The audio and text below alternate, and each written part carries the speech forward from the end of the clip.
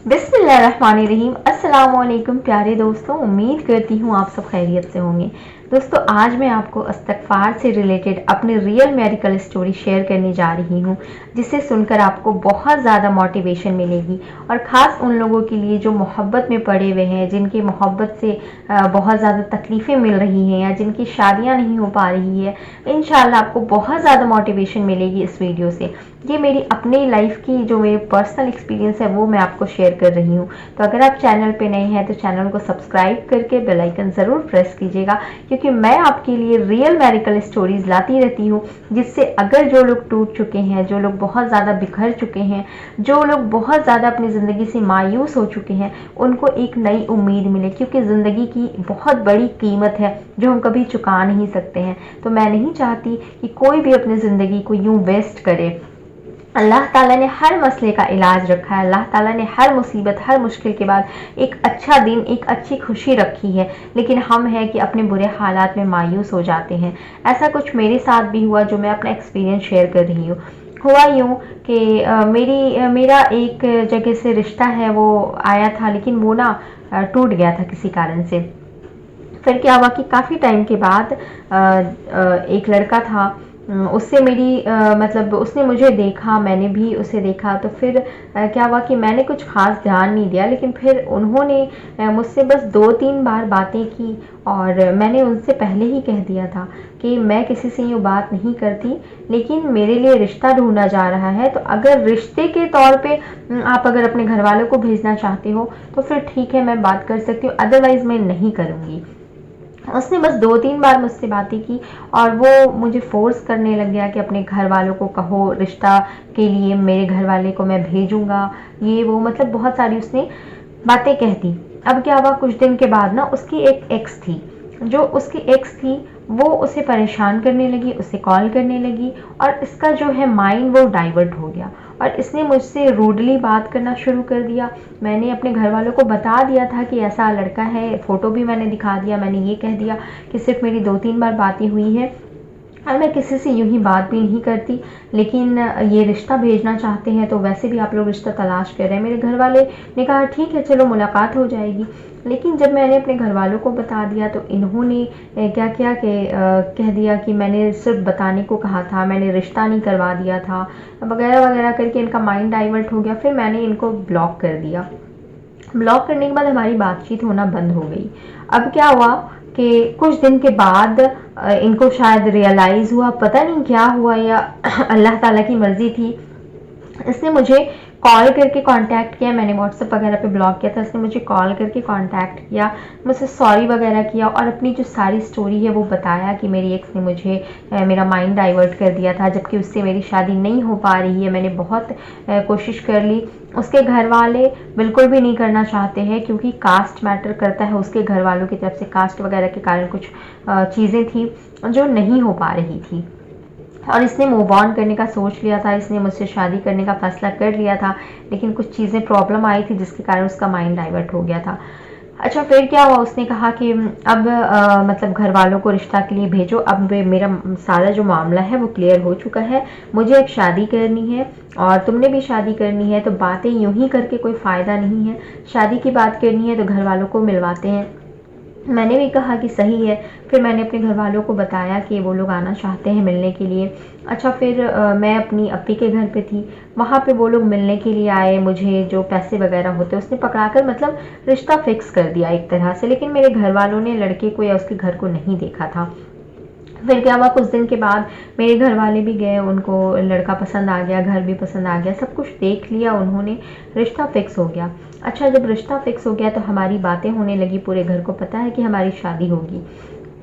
कुछ टाइम गुजरा ना, तो लड़कों की शायद पता नहीं फितरत होती क्या होती, मुझे नहीं पता, उसके लाइफ में कोई और नहीं थी, लेकिन वो ना बहुत ज़्यादा बिजी रहने लगा, मुझसे बातें नहीं करने लगा, मुझे बहुत ज़्यादा हर्ट करने लगा। जो हर वक्त मैं अगर 2 मिनट के लिए भी फ़ोन अपने हाथ से छोड़ दूँ तो वो तुरंत सवाल करने लग जाता था कि कहाँ गई थी, क्यों मैसेज का रिप्लाई नहीं आ रहा था, क्यों कॉल्स नहीं आ रहे थे, काम कर रही हो तो किचन में फ़ोन रख कर काम करो।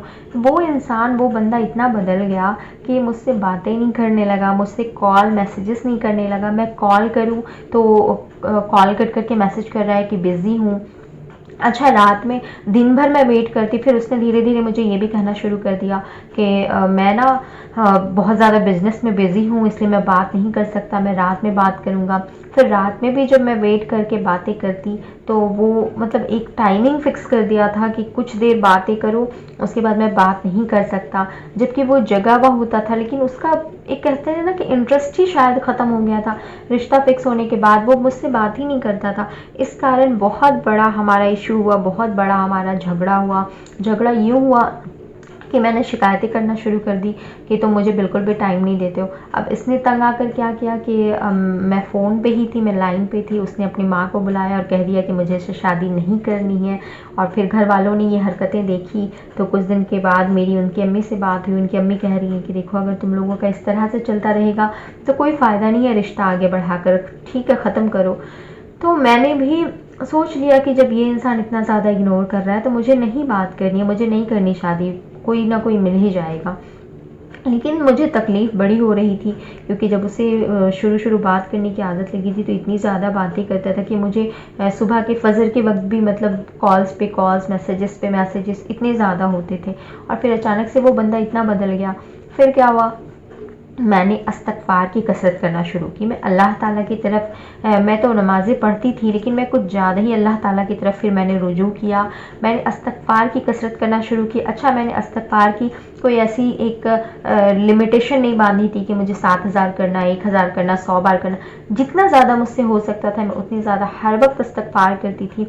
और मैं तहज्जुद में दुआएँ करती थी कि वो इंसान पता नहीं क्यों मुझे इतना तकलीफ़ दे रहा है, और अगर मेरे लिए वो मतलब अच्छा है तो उसको, उसके दिल में भी अल्लाह ताला मेरे लिए मोहब्बत डाल दे और आसानियाँ पैदा कर दे शादी के लिए। आप यकीन नहीं मानेंगे, मैंने तहज्जुद पढ़ना शुरू किया, मैंने इस्तग़फ़ार की कसरत करना शुरू की और उसके बाद अल्लाह ताला ने ऐसे ऐसे मौजज़े करना शुरू किए कि मैं सोच भी नहीं सकती थी। जो बंदा मुझसे बात नहीं करता था वो बंदा मतलब कह रहा है कि देखो, मेरे घर वाले शादी के लिए लेट करे, अगर तुम चाहो तो मैं तुमसे कोर्ट मैरिज कर सकता हूँ। मैंने कहा कि नहीं, घर वाले ने रिश्ता फिक्स किया, घर वाले ही शादी करेंगे। वो इंसान हर वक्त मेरी केयर करने लगा, मुझे मतलब इतनी फ़िक्र करने लगा कि मैं हैरान रहने लग गई। और फिर मुझे एक वक्त पे डर भी लगने लग गया कि कहीं इंसान इतना ज़्यादा केयर, इतनी ज़्यादा फ़िक्र करके कहीं फिर से ना बदल जाए। तो मैंने ना बहुत ज़्यादा उस पर ध्यान नहीं देना शुरू कर दिया। जब वो कॉल्स करते, मैसेजेस करते तो मैं बातें करती, नहीं करते तो मैं भी छोड़ देती थी, क्योंकि एक बार मैं टूट चुकी थी ऑलरेडी। फिर उसने इतनी ज़्यादा केयर करना शुरू की, फिर मतलब जो चीज़ें जो मुझे बात करने की होती थी ना, एक्साइटमेंट, वो उसके अंदर आ गई। उसने बात करना शुरू कर दिया, उसने हर वक्त कॉल्स, मैसेजेस करना शुरू कर दिया। शादी के लिए जो मैं चाहती थी कि मेरे घर वाले बार बार शादी के लिए फ़ोर्स कर रहे हैं तो लड़के वाले कुछ मतलब रिस्पॉन्स दे शादी के लिए, वो मतलब मैं चाहती थी, अब वो लड़का चाहने लगा कि जल्दी से मतलब शादी होनी चाहिए, बहुत ज़्यादा टाइम हो गया है, अब शादी होनी चाहिए, मेरे घर वाले ही देर कर रहे हैं, मेरे घर वाले अगर देर कर रहे हैं तो मैं तुमसे कोर्ट मैरिज करने को तैयार हूँ, मैं निकाह करने को तैयार हूँ। इतना ज़्यादा मतलब उनके अंदर ये बदलाव आया, मैं देखकर हैरान रह गई कि ये सब कुछ कैसे हो गया। फिर मुझे यकीन आया कि इस्तग़फ़ार कितनी पावरफुल चीज़ है, अल्लाह ताला लोगों के दिलों को भी बदल कर रख देता है। और फिर आप यकीन नहीं करेंगे, मैंने इस्तग़फ़ार और तहज्जुद को कंटिन्यू किया, अल्लाह ताला से बहुत दुआएं मांगी। और फिर एक दिन अचानक से मतलब ये होता है कि हमारा एक हफ्ते के अंदर निकाह है। मतलब एक हफ्ते के अंदर मुझे यकीन नहीं हो रहा था कि एक हफ्ते के अंदर मेरा निकाह होने वाला है, वो भी उस शख्स से जिससे मुझे मोहब्बत हो गई थी। और फिर एक हफ्ते के अंदर मेरा निकाह हुआ। निकाह होने के बाद कुछ टाइम लगा, हमारी विदाई उस वक्त नहीं हुई थी, हमारी विदाई को कुछ टाइम था। लेकिन फिर उस वक्त क्या हुआ कि 1 साल हो गए, मेरे घर वाले कहने लगे कि अब विदाई होनी चाहिए, लेकिन लड़के वाले कुछ रिस्पॉन्स नहीं दे रहे थे। अब उस वक्त भी मैंने इस्तग़फ़ार की कसरत करना शुरू की, मैंने तहज्जुद पढ़ना शुरू की, मैंने अल्लाह ताला से खूब दुआएं मांगी। अचानक से एक दिन कॉल्स आते हैं और ये कहते हैं कि 15 मई को वलीमा है। मैंने कहा किसका वलीमा? उसने कहा कि हमारा वलीमा। मैंने कहा कि ये कैसे हो गया, अभी तो कोई ऐसी बात भी नहीं हुई है। उन्होंने कहा कि हाँ, घर वालों ने मतलब घर वाले जहाँ सोच भी नहीं रहे थे कि अभी विदाई करनी है, उन्होंने साल 2 साल और खींचना था। सडनली अल्लाह ताला ने उनके दिल में ये बात डाल दी और मेरे पास फ़ोन आता है कि 15 मई को हमारा वलीमा है और 2-3 दिनों के अंदर मतलब इनके घर वाले जो है वो प्रॉपरली डेट फिक्स करने के लिए आ रहे हैं। मैं तो मतलब मुझे यकीन नहीं आ रहा था कि ये सब कुछ कैसे हो रहा है। तो अल्लाह ताला ऐसे मौजज़े करते हैं।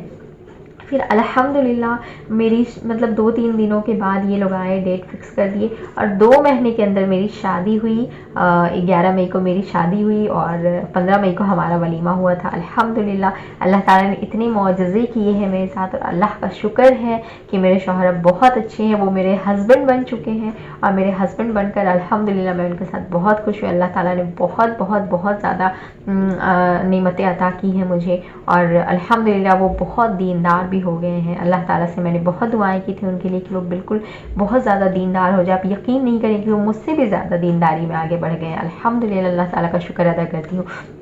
तो मैं आपसे इसलिए अपना एक्सपीरियंस शेयर कर रही हूँ ताकि आपको भी, अगर अपनी ज़िंदगी में आप टूट चुके हैं तो अल्लाह ताला आपको भी एक मतलब उम्मीद दे दे, एक मोटिवेशन आपको मिल जाए और इंशाल्लाह आपकी भी उम्मीदें ज़रूर पूरी होंगी। आप कसरत से इस्तग़फ़ार करें और जो अगर आपको शिद्दत से किसी चीज़ की तलब है तो आप उसके लिए तहज्जुद में उठें और तहज्जुद में दुआएं करें। अल्लाह ताला ज़रूर आपकी दुआएं इंशाल्लाह सुनेंगे। तो वीडियो थोड़ी लंबी हो गई है, लेकिन वीडियो पसंद आए तो चैनल को सब्सक्राइब करके बेल आइकन ज़रूर प्रेस कीजिएगा। मिलती हूँ नेक्स्ट वीडियो में। अस्सलामु अलैकुम वरहमतुल्लाह।